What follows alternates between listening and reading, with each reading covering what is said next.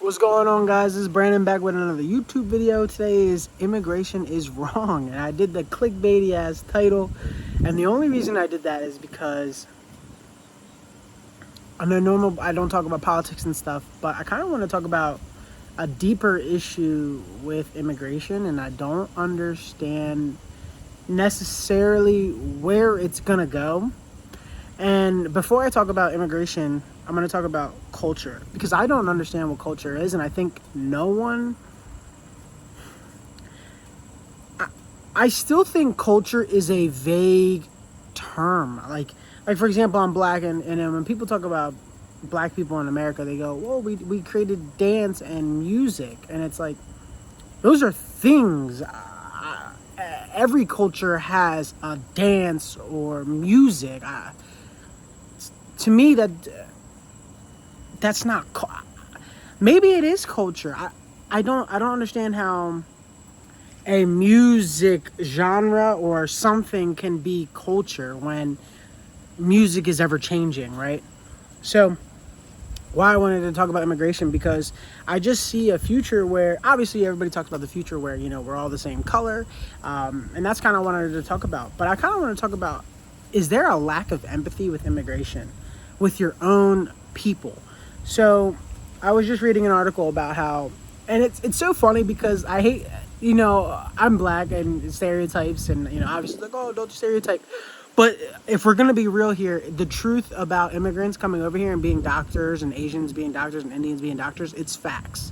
An article I just saw was about 38% of the people in the field are immigrant born.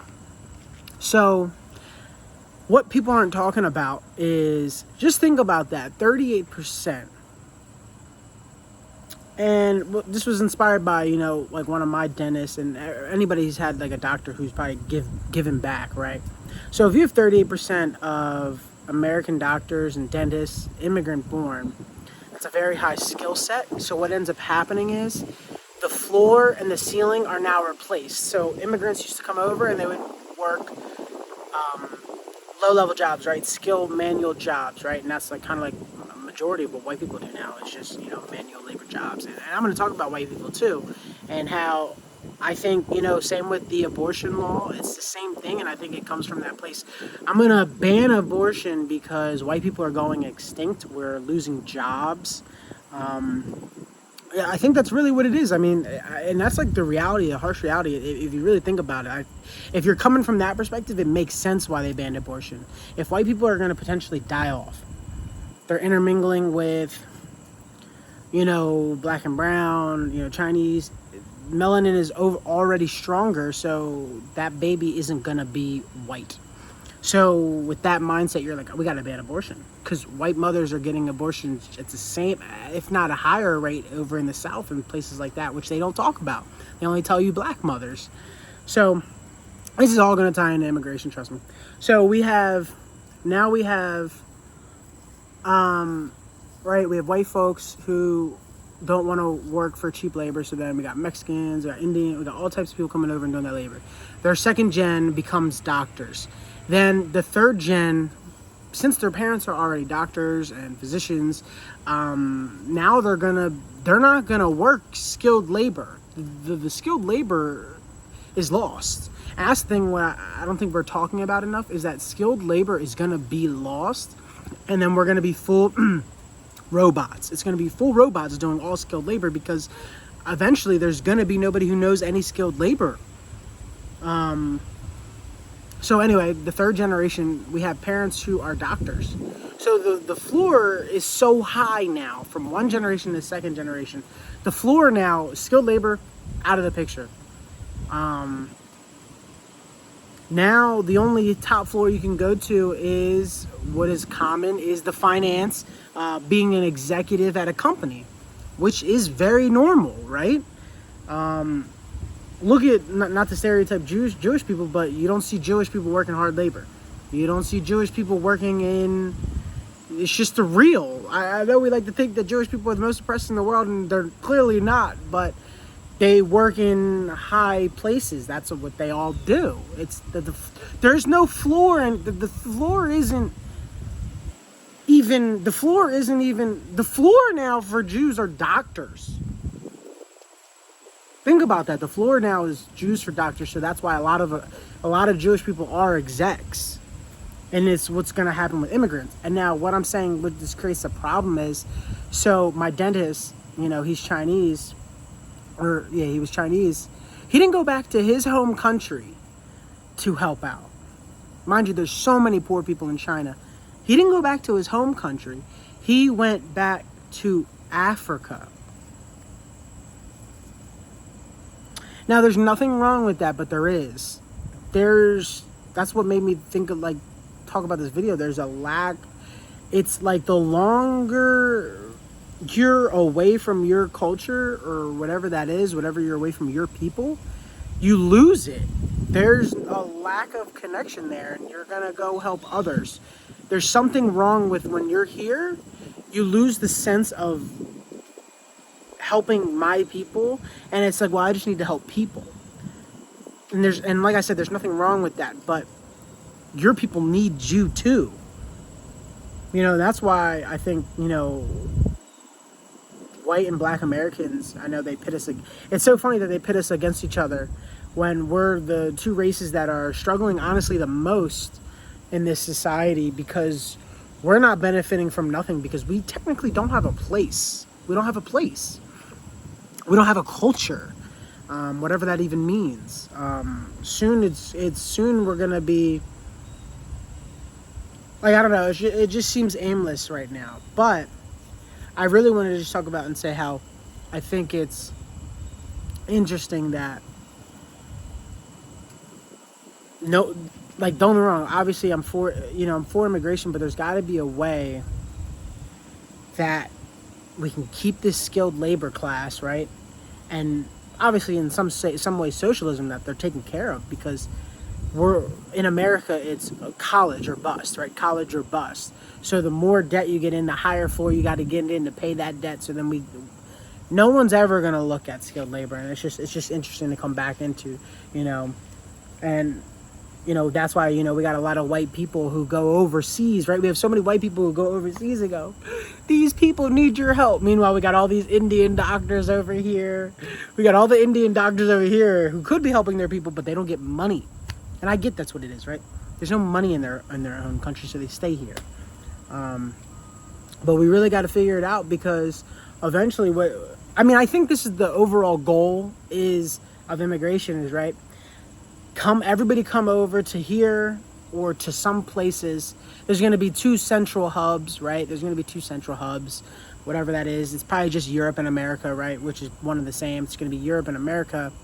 And then it's going to be Europe and America are going to be the central hubs where everybody immigrates to. And there's just going to be like a constant class war. But since everybody leaves these countries, the infrastructure fails in these other countries.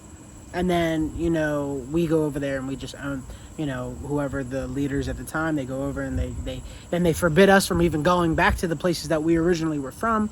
Oh, it's uninhabited, you can't go there. Kind of like how we are right now, right? Like 50% of America is farmland. You can't even, it's private property.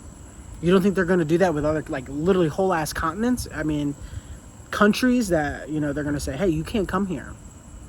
Everybody's in these places. Everybody has a job in these places. And that's going to be, I don't know. Sorry to rant. But I really see that. And I think it's all because of the, and then, the article today that came out, it was like, the fix to inflation is immigration and cheaper wages. I mean, that's why, Severance, they talk about how,